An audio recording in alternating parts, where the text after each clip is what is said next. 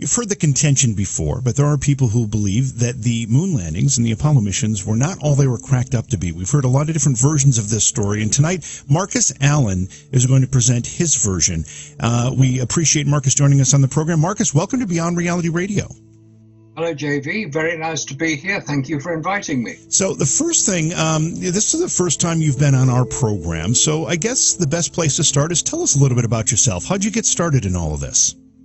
Well, it goes back about 20 years, maybe a bit longer than that, when I was attending a lecture, a conference in Glastonbury. You probably heard of Glastonbury with the music festival. Sure.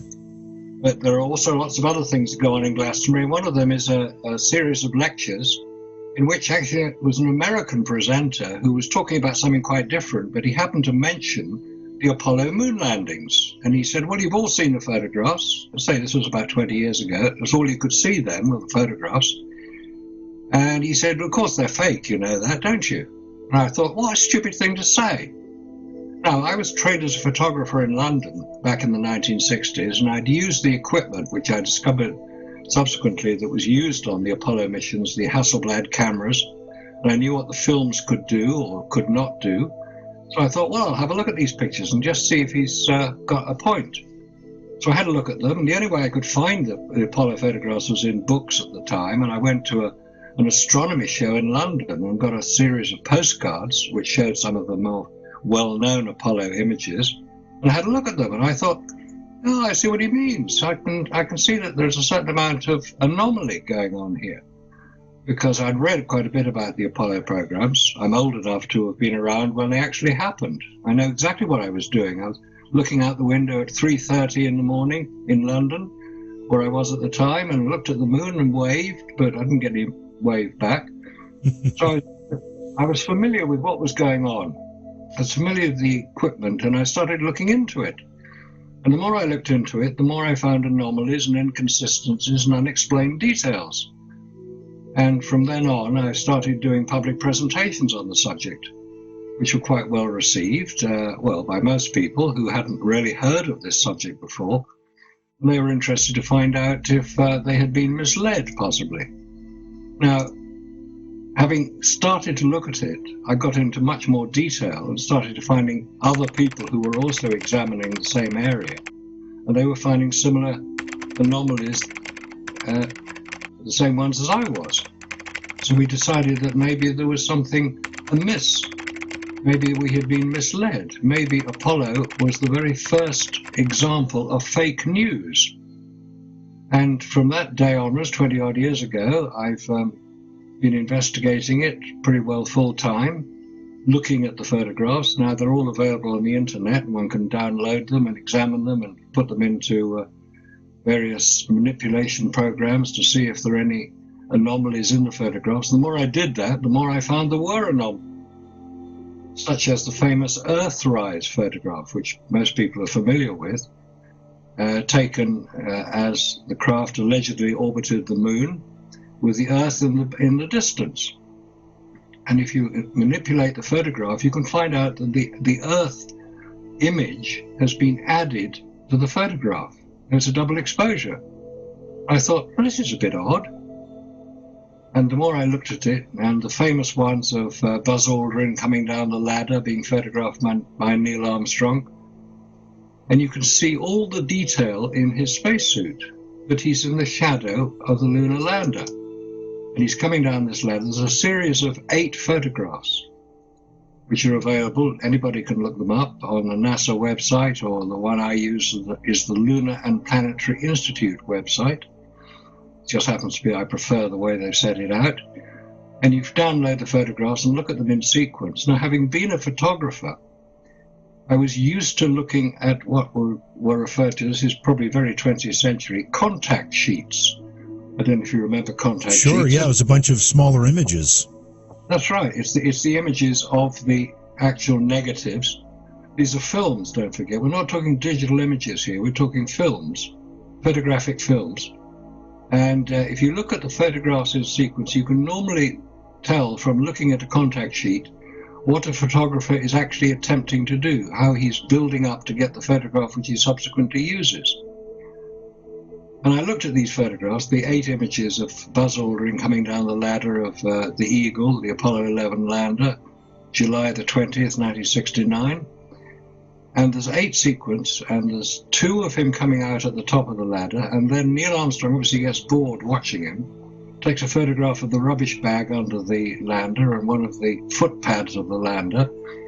Now Buzz Aldrin is still coming down the ladder at this point, and then he takes another series of 6 photographs of him coming down the ladder further down until he gets to the bottom of the ladder and he stands in the foot pad of the lander. And you can see highlights of light on his heel as he stands in the pad of the lander. Now, the only way you can get a highlight of light on a heel, in this case it's a fairly shiny piece of rubber-type material, is if there is a light source to put it there.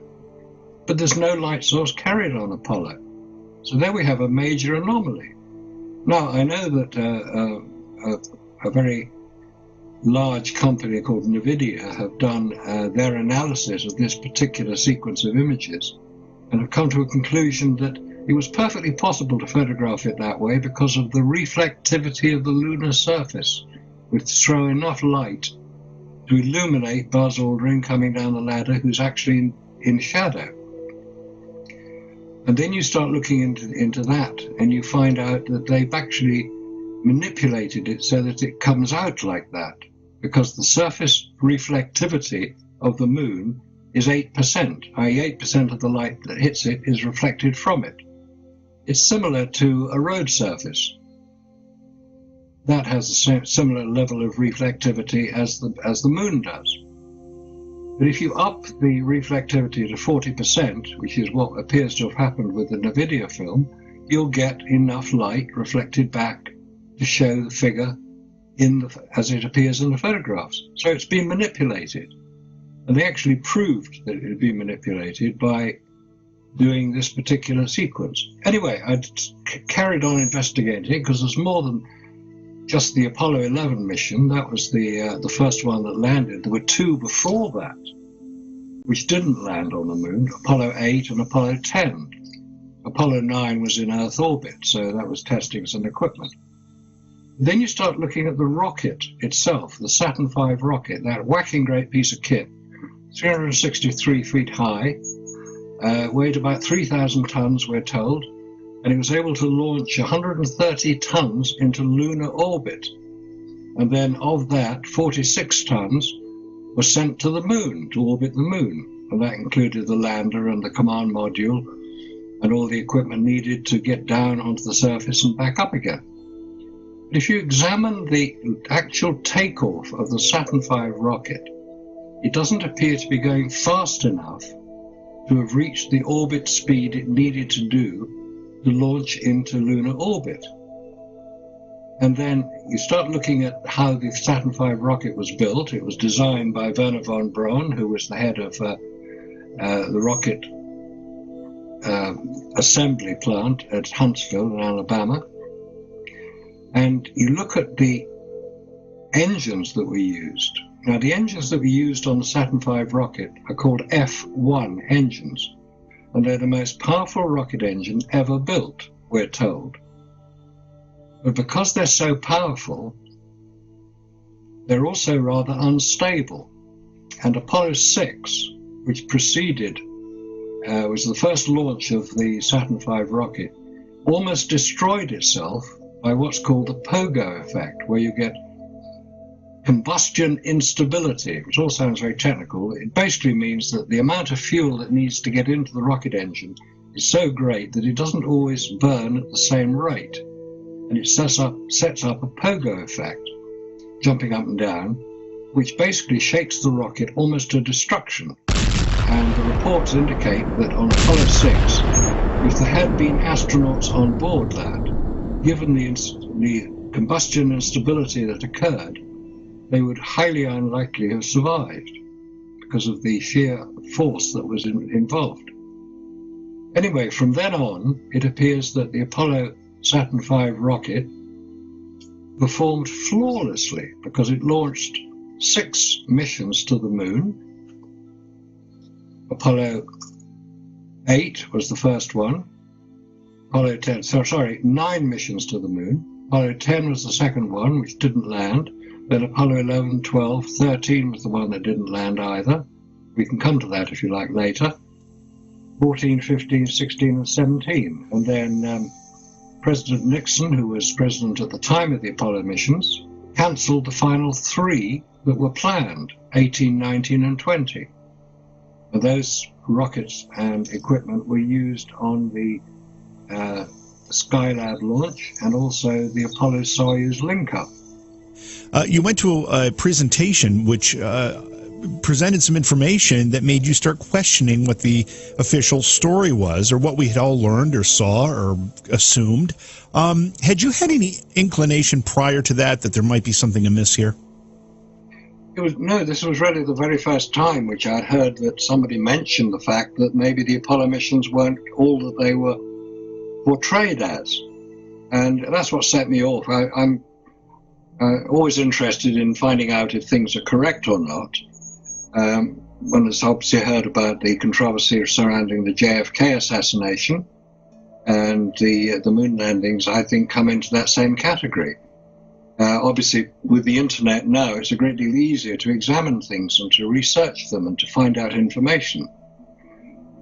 So, sorry, go on. No, it's okay. I just want to get back to, because 20 years ago when this first was presented to you, I'm trying to put it in perspective. We did have some internet, but I imagine it was much more difficult for you to get a hold of the photographs at the time and actually start looking at them yourself. What was the process at that point?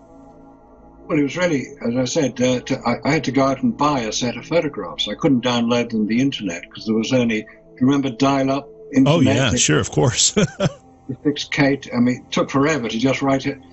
Emails were really only just coming into effect about the mid-90s, I think. I sent my first email. Yeah. But things have moved on very much since then, and it's really only in the last sort of 12, 15 years that it's been possible to examine this in detail.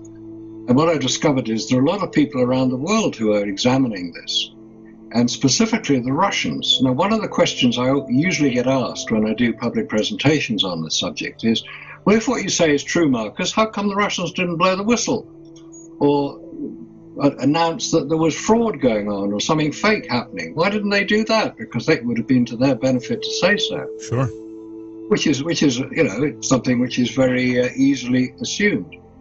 But then if you look into it a little detail, you find out, well, the Russians would only have known what everybody else knew. They didn't have any special access to any information. They had a particularly different system of government, and it was not easy to access the information. It's only recently, since the demise of the Soviet Union, which is what Russia was, up till 1991, I believe, when the Berlin Wall was finally removed. That's right. And things sort of changed a bit. Now Russian scientists have started to examine the Apollo information in detail because they have access to it. And they have found enormous problems with it. The other people who've done probably more research now, it's only in the last sort of 15 years or so that they've been able to do the research. I've actually been interviewed on Russian television talking about this subject. Unfortunately, I couldn't understand what it was I said, so I assume that what I said was just dubbed into Russian. But they do have a considerable interest in the subject, especially from the filmmakers, because they're examining the films that are available.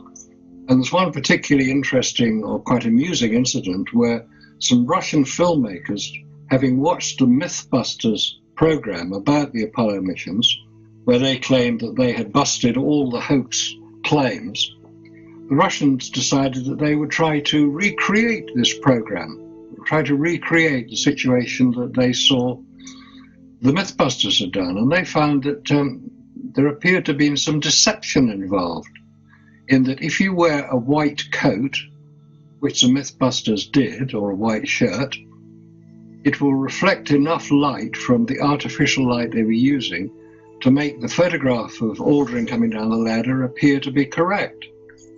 Anyway, the Russians had sort of busted the Mythbusters, which I thought was quite amusing. So let me take this back to the claim itself here. At what point in the story that we know or that we've been told, at what point is the hoax involved? Were the rockets ever sent up? If they were sent up, were they just not sent to the moon? Were there no astronauts on board? Where does the line between, what we know to be fact versus what we are contesting here? A good question, very interesting question, because it shows up what actually happened. Now, most people, if they're around at the time or have seen film since, will remember seeing film of the Saturn V rockets taking off. Those were totally real. Those did take off. Where they went to 2 minutes after they launched, we have to rely on NASA to tell us, because that is the only source of information. The rockets certainly were launched, and after 2 minutes, the first stage was jettisoned and fell into the Atlantic, and Jeff Bezos has actually recovered the engines that were used in that launch. He's recovered one of the engines, because all the Saturn V rockets were launched over the Atlantic towards Africa, and they would then circle the Earth for about an hour and a half. It takes an hour and a half to circle the Earth, and then they would launch. From there, they would launch into what's called trans-lunar injection. They would fire the rocket again, or fire the third stage of the rocket to get it fast enough, because in order to leave Earth's gravity, you have to accelerate up to 25,000 miles an hour. If you're in Earth orbit, you're doing 17,500 miles an hour. That's why it stays in Earth orbit and doesn't go off to the moon. If you're going to go to the moon, or any rocket that leaves Earth's gravitational field, has to accelerate to 25,000 miles an hour, which requires a considerable amount of fuel to do it, albeit there isn't the air resistance you'll get in the lower atmosphere. And we'll come back to the atmosphere and how that affects the returning craft later, possibly. So after the launch, 2 minutes after the launch, the rocket disappears from view, and we have to rely on NASA to tell us what happened until we see it coming back down to Earth on its 3 parachutes, in the case of Apollo 11, 8 days after the launch. The astronauts were picked up from the Pacific with President Nixon watching, and they were then flown back to Houston to go into quarantine for 3 weeks. Now, where the rocket went, we have to rely on NASA to tell us. Did it go to the moon? Well, most people will say, of course it went to the moon. I saw the TV pictures of them walking around on the lunar surface. How could that not be true? Well, I've seen 80-foot gorillas climb the Empire State Building. Is that real? I've seen dinosaurs chasing kids around kitchens in Jurassic Park. Very persuasive. We know it's not real because we know it's a film. But Apollo is presented as fact, as documentary evidence. In fact, there was a very good film made called First Man, released a few months ago, which I saw on the IMAX screen over here in the UK. And it's a very, very professional piece of Hollywood filmmaking.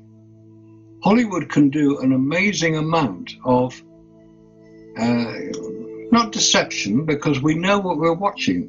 You know, when we watch 2001: A Space Odyssey, Stanley Kubrick's great masterpiece, we know we're watching a film, and these are models that we're prepared to suspend our disbelief and consider that it might be on its way to Jupiter. Now, Apollo, we're told, went to the moon, and we've seen the pictures of the astronauts on the moon. We've seen the 5,771 photographs taken on the lunar surface by all the Apollo missions. How can it not be real? How can it not be true? Very easily.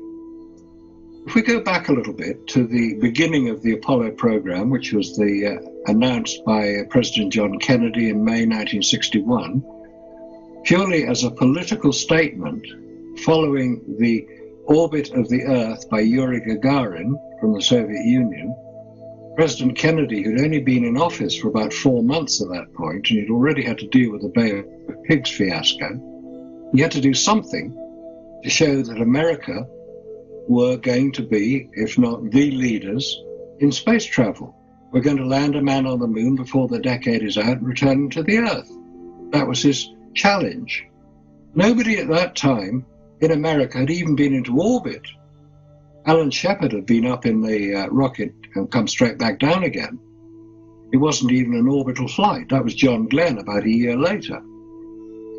So America didn't actually know if they could do it, but the challenge was there. And in November 1963, we all know what happened to John Kennedy. So the martyred president's challenge had to be met. And this was the mission that Apollo was going to fulfill.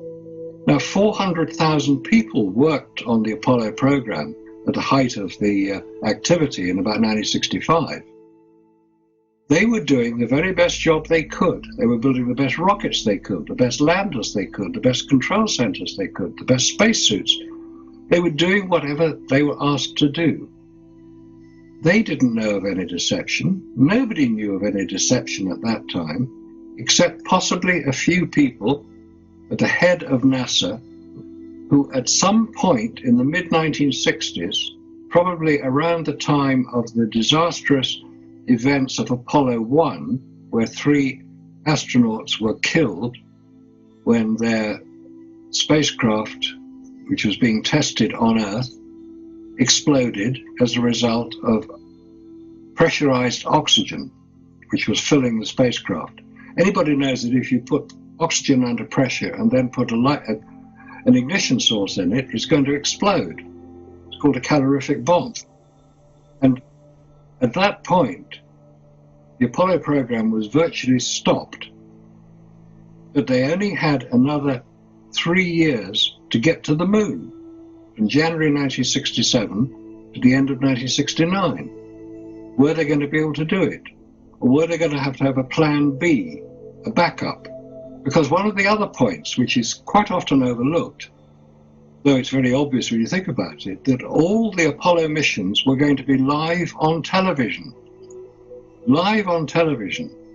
The one thing that NASA did not want to happen, or certainly nobody wanted to happen, was to see an astronaut die live on television. Right. So they had to make sure that it didn't happen. So was there a backup plan that could be shown as if the missions were for real? Because there is a very severe danger in traveling to the moon. It's called radiation. About 500 miles above the Earth's surface starts what's called, or what's known as now, the Van Allen radiation belts, named after Professor James Van Allen of Iowa University, who first identified them by the simple expedient of putting a Geiger counter on top of a rocket, sending it up, and seeing what the readings were. And as they said at the time, my God, space is radioactive. Because the readings of the Geiger counter were so severe that it would almost certainly be lethal to any unprotected human traveling through them. So I then looked, was there sufficient radiation protection in the spacecraft? Answer, no. Did they have any radiation protection in their spacesuits when they walked around on the lunar surface? Answer, no. So what was going on here? How were these? And if you've seen the recent test of the Orion capsule, which is Apollo 2.0, the Orion capsule was sent out in December 2014, about 5,000 miles out on its first test, and then it was brought back, and there's a film where a NASA engineer says, as we get further away from Earth, we'll pass through the Van Allen belts, an area of dangerous radiation. Radiation like this could harm the guidance systems, onboard computers, or other electronics on Orion. Naturally, we have to pass through this danger zone twice, once up and once back. But Orion has protection. Shielding will be put to the test as the vehicle cuts through the waves of radiation. Sensors aboard will record radiation levels for scientists to study. We must solve these challenges before we send people through this region of space. Well, why don't you just use what you used on Apollo? It seemed to be pretty successful then. Yeah, that's a really good point. Has anybody ever put that question to a NASA official and gotten a satisfactory answer? When the question is asked, how were these astronauts protected in the high levels of radiation of space? Have we got an answer to that at all? Basically, they went through them so fast it didn't affect them. We've talked a lot about some of the evidence that might support the idea that the Apollo missions did not happen as they were portrayed.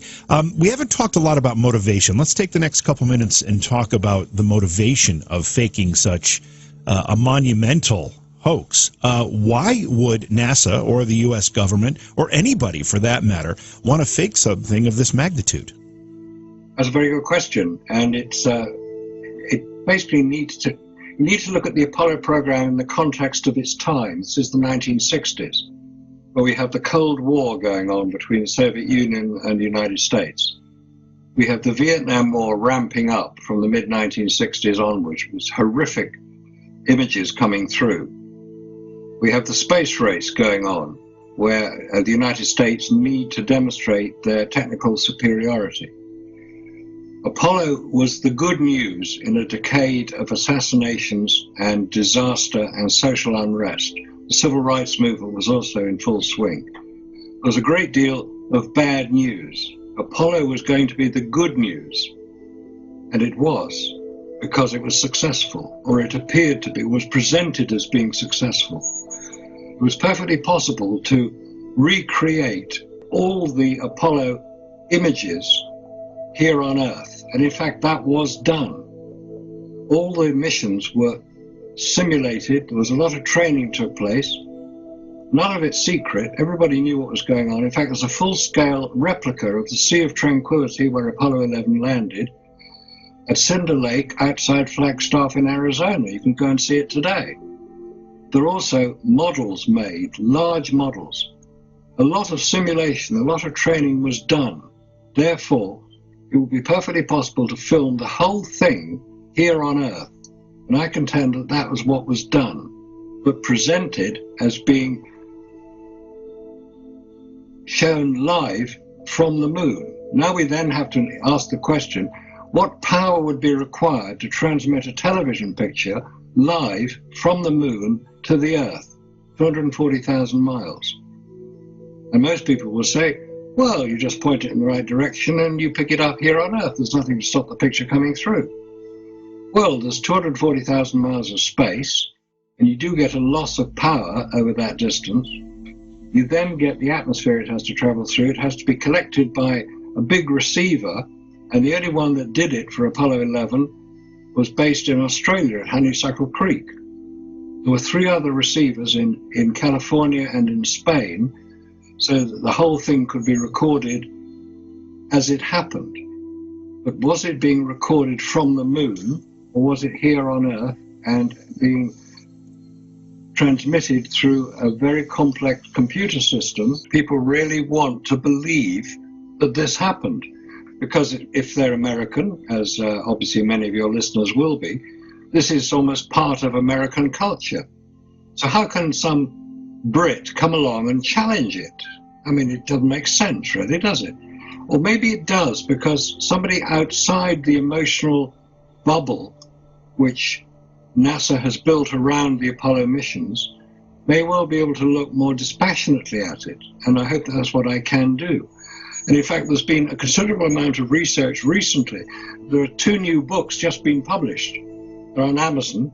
One is called The Apollo Missions, Hiding a Hoax in Plain Sight, Part 1.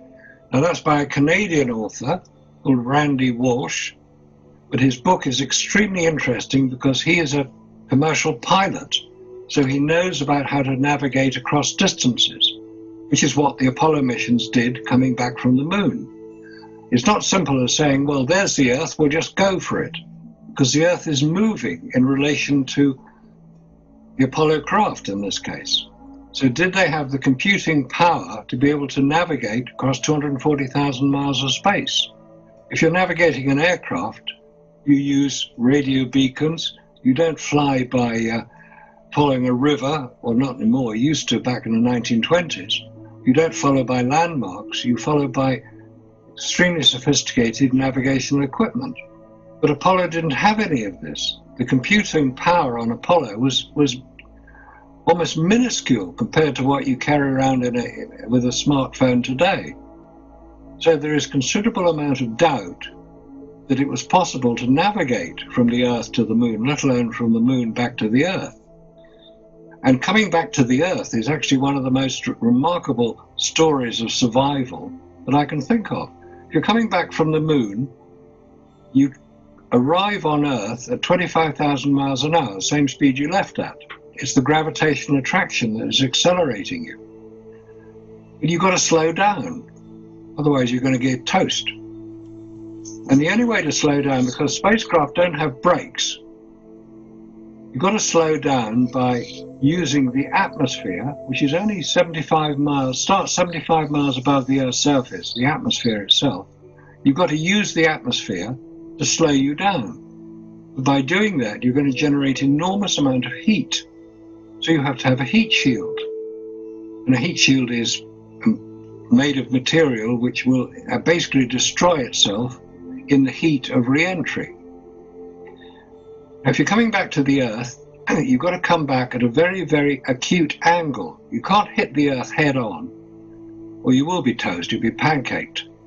You've got to come in at 6.5 degrees to the Earth's surface, so you've got about 1,000 miles to slow down. You're doing 25,000 miles an hour, so it's not going to take you very long. So the gravitational forces exerted on the spacecraft are really quite severe. They used the heat shield, which apparently slowed all 9 Apollo craft coming back from the Moon, slowed them down successfully. But when the same attempt was used on the Orion craft in December 2014, the heat shield almost disintegrated. So why don't they just use the formula they used for the Apollo? It's called AV5061, AFCOT. And also, another strange thing about the Orion craft was it had heat shield all over it. The Apollo craft didn't. The Apollo craft are made of aluminium, and aluminium melts at 600 degrees centigrade. The heat of re-entry will generate up to 3,000 degrees centigrade of heat. So why wasn't the craft destroyed? That's an unanswered question.